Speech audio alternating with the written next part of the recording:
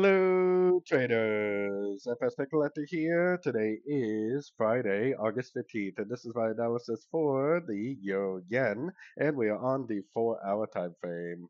So on the 4-hour time frame, I was thinking this was the end of a correction, especially with this impulsive downbreaker structure we had. So if that's true, you would expect this to potentially now be going down. Compared to this high right here, it should potentially make a lower high, and it should potentially make a bigger move down. The only problem with that analysis is that the weekly trend is up and the daily trend is definitely up.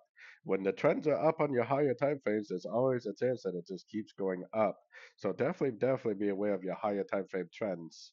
Going down to the 1 hour time frame, I got my Fibonacci retracement on here because I do think we are going to get another move up. This move down is looking very corrective. So if it bounces from one of these fib levels, it could potentially be a long. And then if it goes up and takes out this high, rejects it, then that's the shape of an ABC, and I would definitely go short. On the other hand, if it doesn't reject that high, it just keeps on going up, and you go long down here, that's called learning and earning at the same time, whether you're looking at a wave C or a wave 3. If it turns out to be a wave 3, the only problem is that you'll make more money going long down here than you would if it was a wave C. So anyways, don't forget to check out my website linked over here in the corner. And as always, thank you for watching and happy trading.